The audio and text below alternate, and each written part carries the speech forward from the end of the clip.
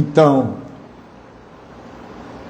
nessa terceira palestra, eu vou falar de Canaã. O Egito representando o desenvolvimento espiritual e a guerra contra o pecado, o deserto, o tratamento de Deus na nossa alma. Então, por causa da queda, o homem perdeu aquela conexão tinha com Deus, que teria na plenitude, e essa plenitude só foi vivida por Jesus, de Deus por Deus para Deus. Então, essa parte do Espírito era a dimensão plena do ser humano. E o Espírito do homem conectado com o Espírito de Deus. E a alma era enxuta. E o corpo, uma expressão na dimensão física da existência dessa alma, desse Espírito. Com a queda, o homem passou a viver de si, por si, para si. Então ele é inspirado, motivado, impulsionado pelos seus pensamentos, seus sentimentos, sua vontade. E o processo do deserto é todo esse processo de emagrecer, de perder gordura na nossa alma e aprender a voltar a essa conexão. Então, essa travessia do deserto, ela é fundamental para a gente entrar em Canaã. Que sem você avançar nessa área, se você avançou 20%, 30% lá no processo do Egito, 20%, 30% aqui, você tem esses 20%, 30% para viver da riqueza que você tem direito em Cristo Jesus. Se você viveu 60%, 80%, Deus está tratando você. Essa divisão que eu estou usando, Egito, deserto, Canaã, é só uma divisão didática. Essa divisão de percentual, eu estou 10, 20, 50, 40%, também é didático. Na verdade, isso tudo está num contínuo e Deus vai trabalhando.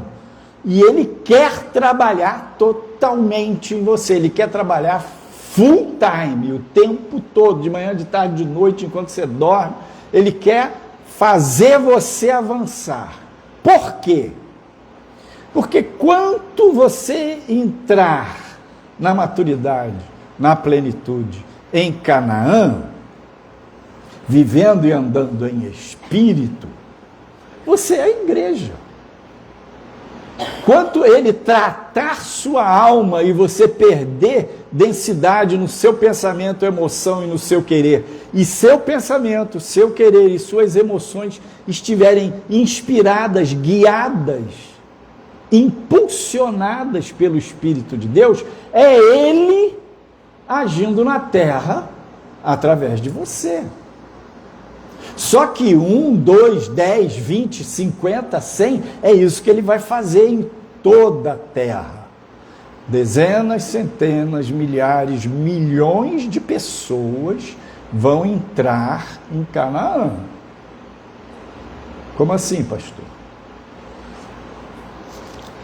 Pensa que Jesus fez uma obra na cruz, uma obra na ressurreição, subiu ao céu, assentou-se no trono como Rei dos Reis, Senhor dos Senhores, e a pregação que eu fiz no domingo passado, e disse o Senhor, o Eterno, o Pai, ao meu Senhor, o Filho, Salmo 110, assenta-te à minha mão direita, até que os teus inimigos sejam colocados por estrado dos vossos pés. Então Jesus subiu ao céu e assentou-se à direita do Pai, na condição de Senhor dos Senhores e de Rei dos Reis, mas também na condição de supremo sacerdote da ordem de Melquisedeque. E ele trabalha, o Pai trabalha, o Espírito trabalha. Para quê? Para colocar os inimigos do Senhor debaixo dos pés de Cristo. Mas Jesus não já venceu o inimigo? Claro, mas agora ele está derrotando o inimigo na terra em você. Ele está derrotando o inimigo na terra através de você, na sua vida.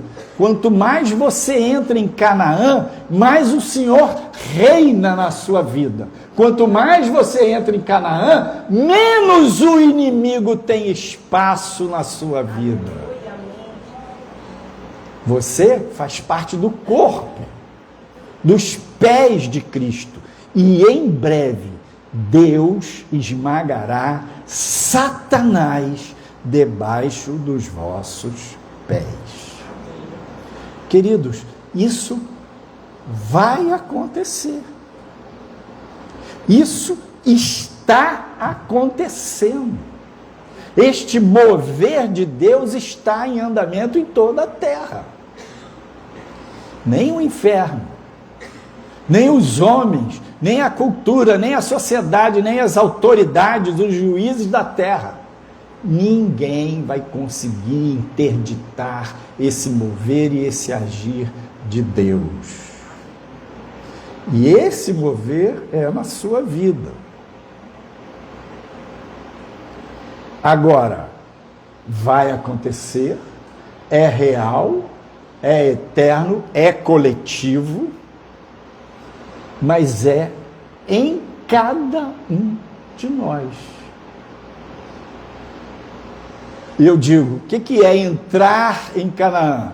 Quando 50% mais um da sua vida estiver na graça, 60% da sua vida estiver no repouso de Deus, você entrou em Canaã.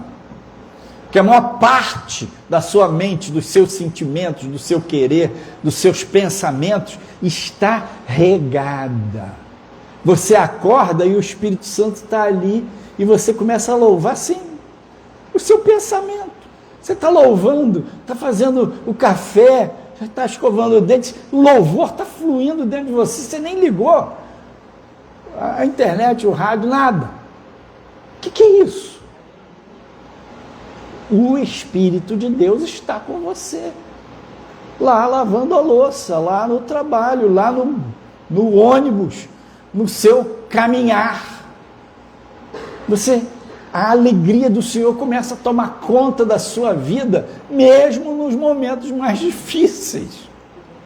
Isso é Canaã. Não é você que faz isso, é Ele.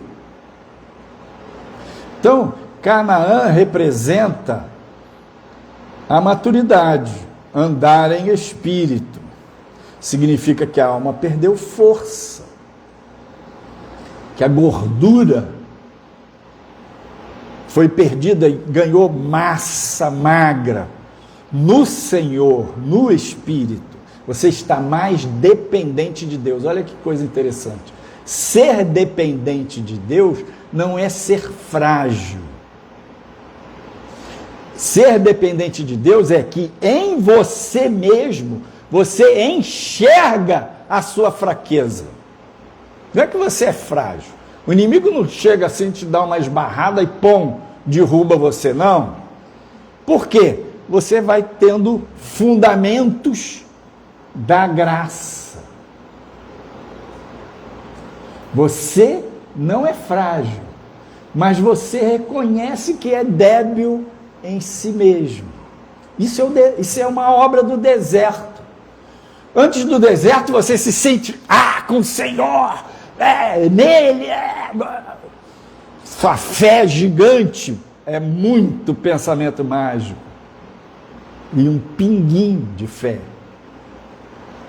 Então não, no deserto você vai aprendendo, você já não sobe tanto no salto, você já não precisa andar de gangorra, eu subo, empurro o outro para baixo para eu ficar lá em cima e me sentir. Que bom que Deus está abençoando a irmã, está abençoando o irmão, que bom que a bênção do Senhor chegou na casa daquela irmã, que bom que aquela pessoa teve aquela vitória que o Senhor ungiu, usou, que alegria, você se alegra com a bênção de Deus no outro. Maravilha. você vai aprendendo a viver de Deus, por Deus, para Deus.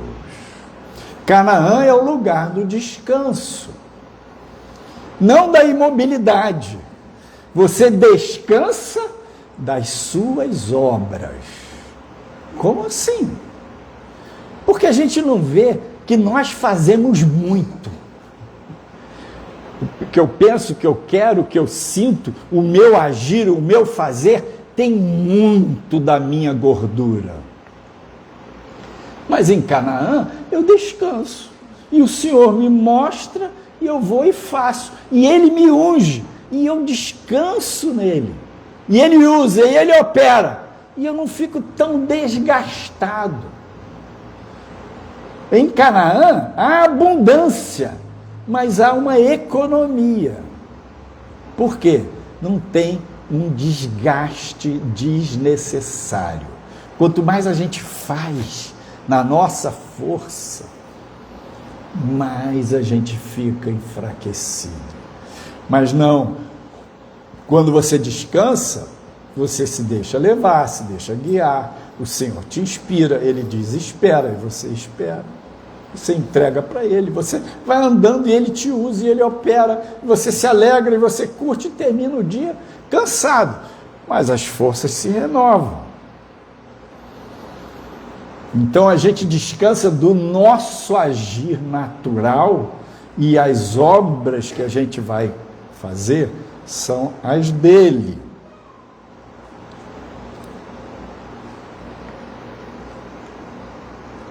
Em Canaã somos sacerdotes e reis.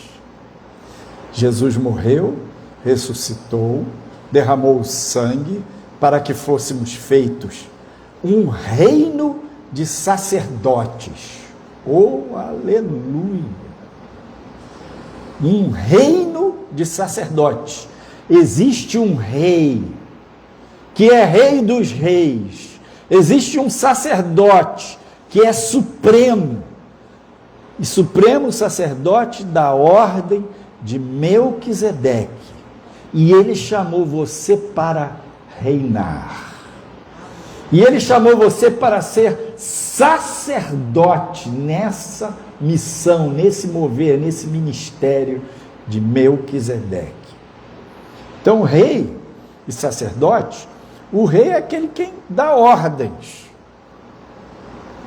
O sacerdote é aquele quem suplica eficazmente o favor divino e obtém. Ser rei e sacerdote em Cristo, nessa ordem de Melquisedeque, é bênção sobre bênção. Ele quer fazer assim conosco. E veja, é da ordem de Melquisedeque, não é da ordem do A, do B, do fulano, do ciclano, do Fábio, do Joaquim. Não, não é da minha força. Todos os dons e talentos não são do Espírito Santo. Se você entrou em Canaã, 60% de você está nessa unção, 60%, pensa, não é coisa pouca, 60% dos seus dons e talentos, do seu pensar, do seu sentido, do seu agir, das qualidades que Deus lhe deu, estão na unção do Espírito Santo. Oh, maravilha! Você vai ficando semelhante a Jesus. Sua autoestima, amor próprio, valor próprio são adequados, porque Deus trata a nossa alma no deserto e tira a nossa alma da polarização do sapo e do sol. O sapo é aquele nosso lado da carne, do pecado, da baixa autoestima, onde a gente se denigre, se deprecia, se desqualifica e a gente se fixa nas nossas fraquezas, misérias e feiuras, e o inimigo diz, é isso mesmo, você não presta, é isso mesmo, você não é nada, nunca vai ser, você é um sapo. E a gente acredita. Ele vem lá e espizinha você, e você assina embaixo, e se coloca assim, e pensa que porque você tem essa baixa autoestima, você envolve isso com a religiosidade e acha que é humilde. Humilde era Jesus, meu filho. Jesus era manso e humilde de coração, mas não tinha um pingo de baixa autoestima. Então, a nossa baixa autoestima é marca da queda, é marca da alma, é marca do deserto.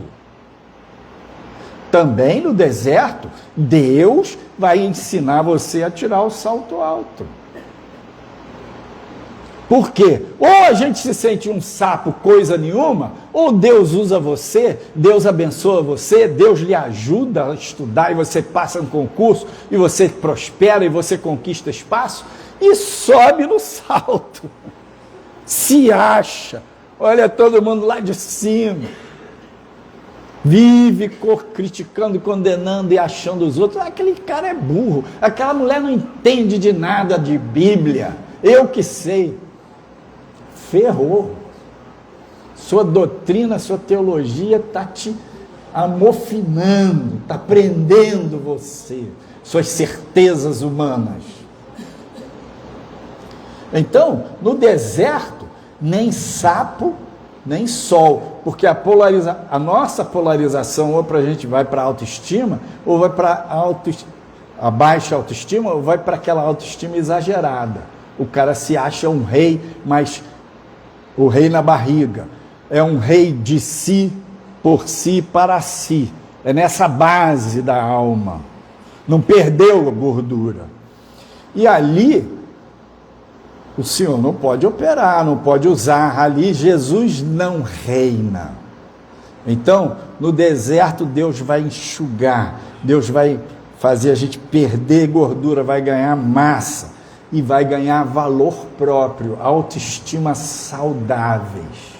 Então, quando eu aprendo a amar a mim mesmo, eu também aprendi a amar o meu próximo, aprendi a pedir perdão e a perdoar, e aprendi a honrar o outro, e me perceber honrado e me aceitar.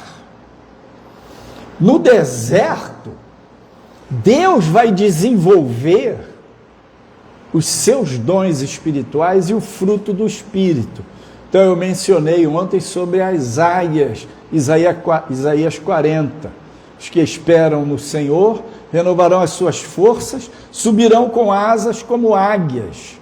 E as duas asas das águias representam o fruto do Espírito e os dons do Espírito.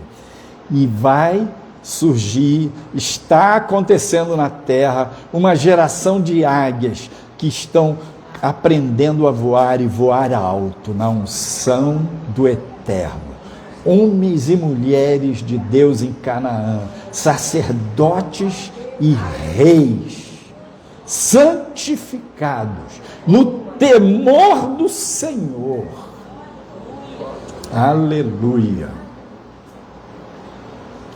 Agora, falar um pouquinho de escatologia.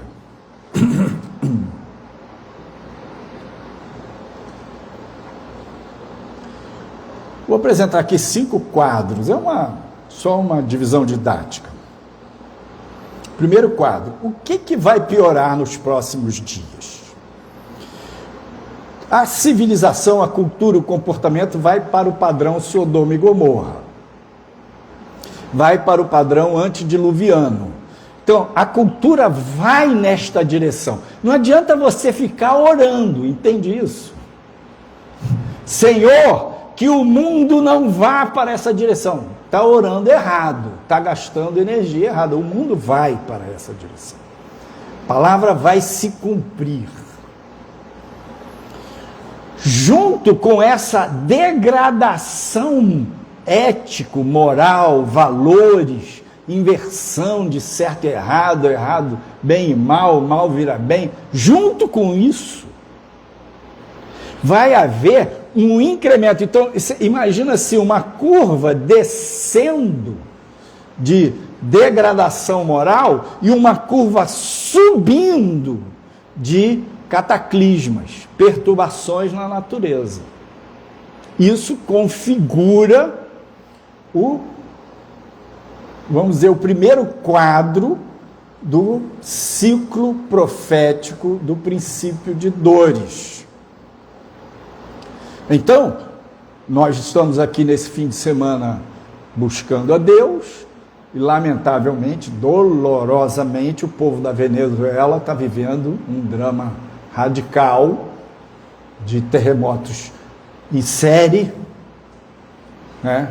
Centenas, milhares de mortos, milhares e milhares de desabrigados. Então, os cataclismas vão aumentar. Terremoto, furacão, enchente. E também o que vai piorar é o controle social. O patrulhamento ideológico, o patrulhamento nas suas atividades. E esse controle, esse patrulhamento promovendo um excessivo engajamento.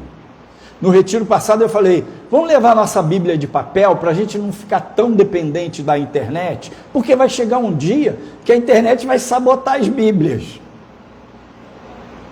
E aí você não está versado, mas aonde é que está aquilo? Hoje, aonde é que está aquilo? Você joga lá no Google. Hoje não precisa mais nem de chave bíblica na internet. Você joga na inteligência artificial, ela localiza o versículo para você, bota pouquinho, meia citação do versículo, aparece lá, Lucas 22, 45.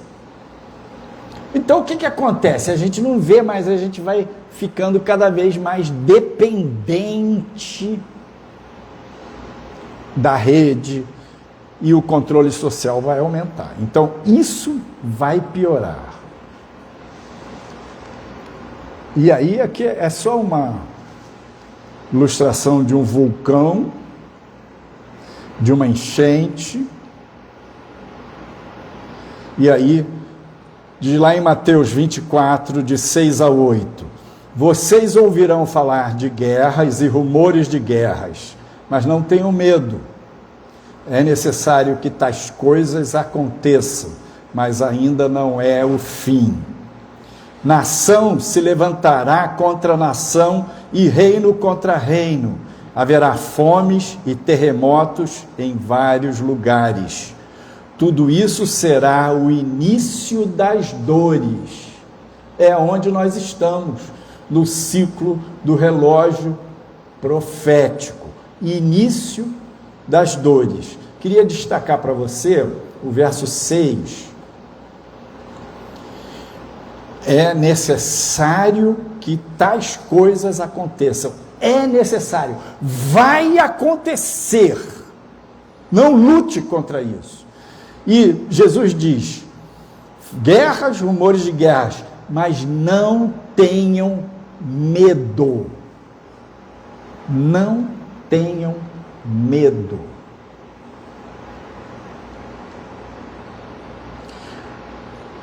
O que vai melhorar? Quadro 2. Tecnologia e riqueza. Como assim, pastor? O que vem por aí, meus amados, é o desenvolvimento da tecnologia. O cara prêmio Nobel, ele é um diretor do Mindset, do Google, e ele é prêmio Nobel, foi este ano prêmio Nobel de Ciência. Na reunião de Davos, em janeiro de 2026, ele disse, em 10 anos, a inteligência artificial global, geral, vai prevalecer. A inteligência artificial hoje te ajuda no Google, aqui, ali, você faz pergunta, faz relatório, faz trabalho, faz isso, faz aquilo. A inteligência artificial geral a inteligência artificial vai comandar tudo. Para o bem. Os aviões no mundo inteiro, elevadores, sua casa. O meu professor de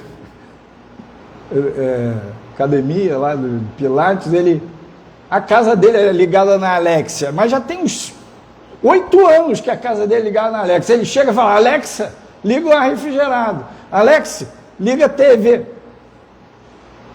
Isso tudo vai acontecer não só nas casas, em todas as áreas. Isso vai melhorar. Por quê? Isso vai favorecer o giro da informação, o giro do conhecimento e o giro da riqueza. Vai favorecer a otimização do trabalho, a ponto de milhões de pessoas perderem emprego. E por que milhões de pessoas vão perder emprego? Os trilhardários, isso não é um capitalista qualquer não, os maiores capitalistas do mundo já sabem que vão ter que botar dinheiro para sustentar a renda mínima universal. A gente já vê esse tipo de conceito de ajuda, né, para os pobres. Aí a pessoa hoje recebe R$600, a outra recebe 600, 3 pessoas numa casa, eles recebem 1.800. Mas você imagina uma renda mínima universal de 2.500 por cabeça. Todo mundo recebendo 2.500. Uma casa de 5 pessoas, qual vai ser a renda daquela família? R$12.500. O que isso vai gerar? Dinheiro circulando, gente gastando, gente comprando, gente vendendo. Multiplicação da riqueza. Pastor, mas isso está na Bíblia? Está na Bíblia. Porque quando fala do sermão profético, quando fala do princípio de dores, guerras, rumores de guerras, terremotos, pestes, todo esse sofrimento, a gente fica confuso, pensando no Apocalipse.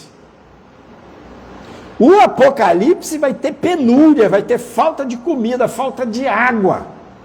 Mas no princípio das dores, não. Então, essa é uma das estratégias, Deus vai permitir, obviamente, mas é uma das estratégias do inimigo. Na medida que desce a moral, os valores, etc., sobe os cataclismas, também sobe o poder de girar dinheiro no mundo. Então, uma máxima dos Césares em Roma era pão e circo. Então, a noção de festa, de curtir, de gastar, a noção de eu não preciso trabalhar, eu só curtir, vou entrar na internet, isso vai crescer, vai se agigantar absurdamente. As pessoas vão ficar preguiçosas. Vai ter uma renda, não é uma renda mínima, vai ter uma renda mundial. Todo mundo dependente da conexão, dependente do governo. Isso vai melhorar, em algum sentido vai melhorar. A otimização do trabalho. Então, é só aí um exemplo de tecnologia. A igreja ela vai polarizar. Por um lado vai melhorar e pelo outro vai piorar. O que a igreja vai melhorar? A mulher vestida do sol, Apocalipse 12, vai se tornar noiva gloriosa, sem mácula nem ruga. E vai trazer isso, um avivamento em toda a terra. Então pensa que isso está em andamento e vai acontecer. Queira você ou não, creia ou não, esteja se preparando para isso ou não, esteja no deserto ou no Egito ou em Canaã, vai acontecer. Essa onda está em curso. E se você pagar preço, você vai surfar essa onda. Você vai navegar nela na crista. E a igreja também, simultaneamente, vai piorar, e muito. A prostituição espiritual, doutrinário, teológica, a prostituição dos valores, do pecado, Egito mandando, o pecado dominando dentro da igreja. Ah, mas o cara tem um dízimo alto, então ele pode tudo. Não pode nada. A igreja vai entrar nisso, geral. A corrupção dentro da igreja, o status político, a política mandando na igreja, não é só política partidária, é política de jogo de poder, de interesses, essa coisa da sociedade aí. Isso tudo a igreja vai embarcar e vai piorar gravemente. Então, veja que se você começar a sobrepor os quadros, o princípio de dores, que vai piorar, que vai melhorar, e a igreja, que vai piorar e o que vai melhorar, é o cenário que vem aí. Então, se você ficar olhando a igreja que vai piorar, é Apocalipse capítulo 3, a igreja de Laodiceia. É a última das 7 cartas de Jesus às 7 igrejas do Apocalipse. A última delas é Laodiceia. Então, essa igreja de Laodiceia, ela vai crescer muito, gente. É a igreja que diz, eu sou rica, não tenho falta de nada. Então é rica por quê? É rica de quê? Grana. É rica de quê? De status político. Não tem sensação de falta. E Jesus olha para ela e diz, você é cego, miserável, pobre e nu. Então, no olhar de Deus, essa igreja estará nessa péssima condição espiritual. Agora eu digo para você, não se impressione, não se engane, porque às vezes você não percebe, você fica olhando para Laodiceia e diz, Senhor, tem misericórdia, a prostituição na tua igreja, tem misericórdia, isso e aquilo. Cara, para de orar por Laodiceia, falou? Para de orar por Laodiceia. Laodiceia, a prostituta, vai acontecer. Não tem volta. Você não é militante desta área. O Senhor não te chamou para ser sacerdote desta área. O Senhor não chamou você para reverter isso. O Senhor chamou você para construir uma arca. Você está como que nos dias de Noé. E o seu chamado, a sua missão é construir uma arca. Não é tirar o povo daquela situação, como dos dias de Noé. Não gaste tempo com isso. Construa a arca que o Senhor lhe deu, o papel, a missão, o chamado que Ele tem dado a você. Entre em Canaã com tudo que tem direito. Seja Filadélfia. Deixa Deus trabalhar a sua vida no lado Egito, no lado deserto. Entre em Canaã, cresça, caminha, se entregue, se renda. Se arrependa dos pecados. Arrependimento, conversão, convertei-vos, arrependei-vos e vamos. Que assim nós seremos noiva gloriosa.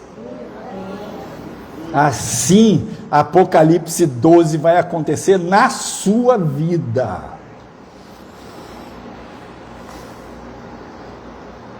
Uma mulher com vestes resplandecentes, grávida, com dores de parto, e tendo a lua aos seus pés. E tem o dragão que está ao lado dela, tentando devorar o filho, porque esse filho vai nascer e ele vai reinar. Essa mulher é a igreja, e o Senhor chama você para este lugar, noiva gloriosa, linda, revestida de poder, na unção do Espírito de Deus, santificada, noiva gloriosa, sem mácula nem ruga, e é Jesus que vai fazer isso, porque Ele é competente para tal. E você vai dizer: eis-me aqui, Senhor, faz isso em mim, sim, eu quero pagar esse preço, opera isso em mim, Senhor.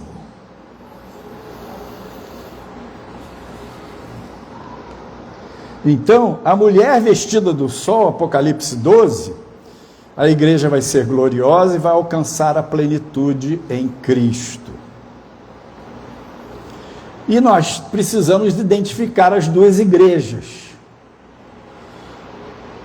Não adianta a gente ficar falando mal de Laodiceia, reclamando, orando as mazelas da igreja. Não perca tempo com isso. Devemos identificar o quanto estamos envolvidos no padrão Laodiceia, ou seja, o quanto o Egito ainda está mandando dentro de nós. E o deserto também. E buscar arrependimento. Porque aí o Senhor vai trabalhar em nós para a gente não ficar travado. Então, olhe para a Filadélfia, deseje ser parte. Filadélfia, creia que você tem parte nesse mover de Deus. É muito importante você pensar nisso. É muito importante você acreditar nisso. É muito importante você permitir que o Espírito Santo ilumine a sua mente com revelação e você veja que isso vai acontecer. Porque quando você vê dessa forma, pela graça, pela revelação, você crê. Porque o que a gente vê naquilo que Deus nos revela se torna uma palavra, uma verdade rema.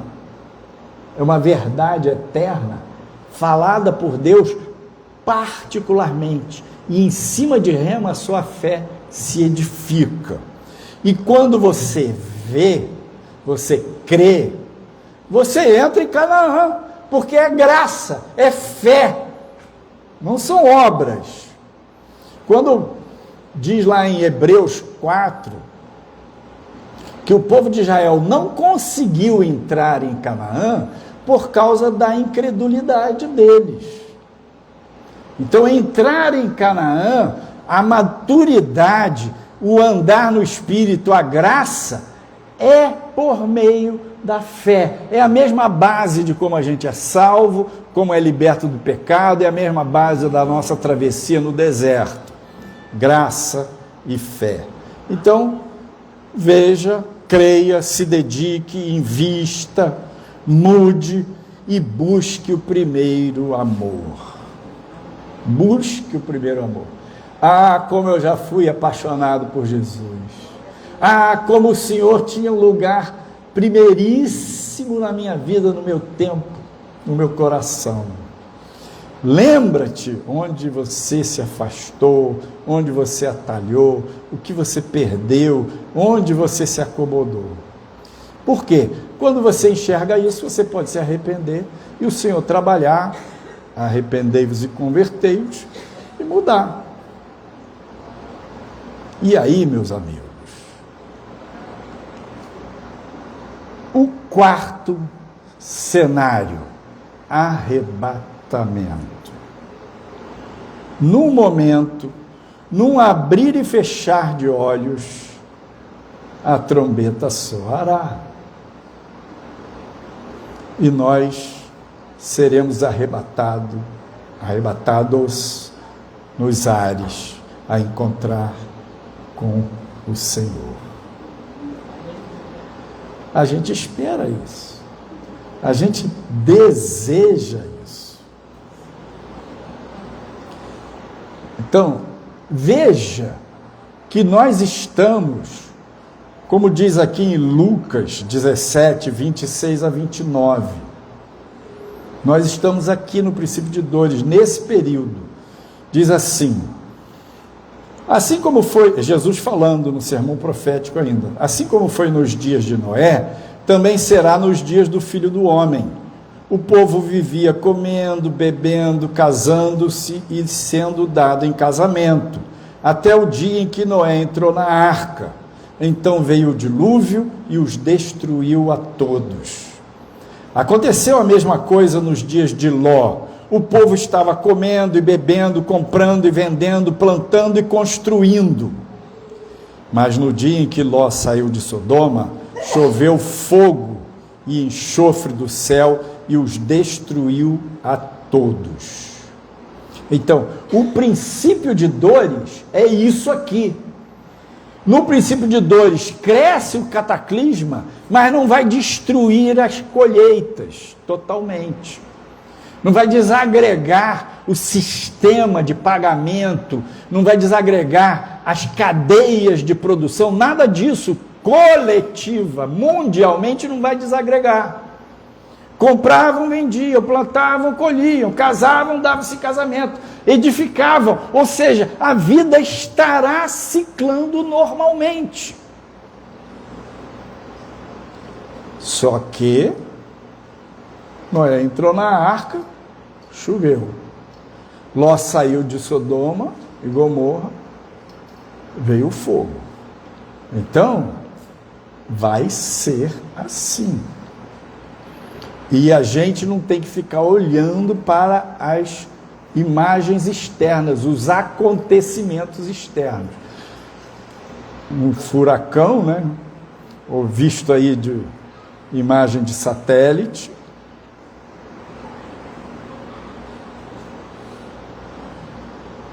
Gênesis 6, 5 a 7. O Senhor viu que a perversidade do homem tinha aumentado na terra e que toda a inclinação dos pensamentos do seu coração era sempre e somente para o mal. Então o Senhor arrependeu-se de ter feito o homem sobre a terra, e isso cortou-lhe o coração. Disse o Senhor: farei desaparecer da face da terra o homem que criei, os homens e também os animais grandes, os animais pequenos e as aves do céu. Arrependo-me de havê-los feito. Então, mudança radical, absurda, ela está para vir.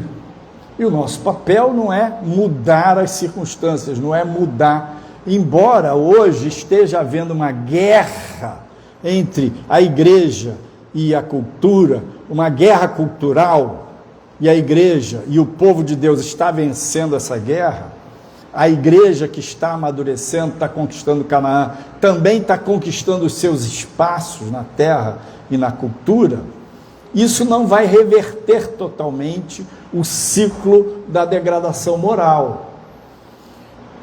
A igreja vai vencer. E Deus vai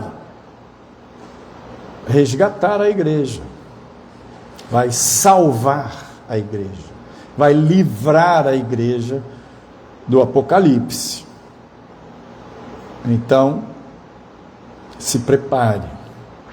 No retiro passado a gente falou aqui do Raash, expressão hebraica, que é traduzida por tremor, terremoto, estrondo. O Raash de Deus está para vir sobre toda a terra. Mas antes ele vai fazer esse estremecer em nós, na igreja. Quando a gente se rende, quando a gente diz, eis-me aqui, Senhor, ele vai mandar o Raash dele sobre nós, vai mexer nas nossas bases. E o temor do Senhor vai encher o nosso coração, não de medo, mas de reverência, de amor, de adoração, de entrega, de reconhecimento do senhorio dele. E ele vai reinar em nós. Amém.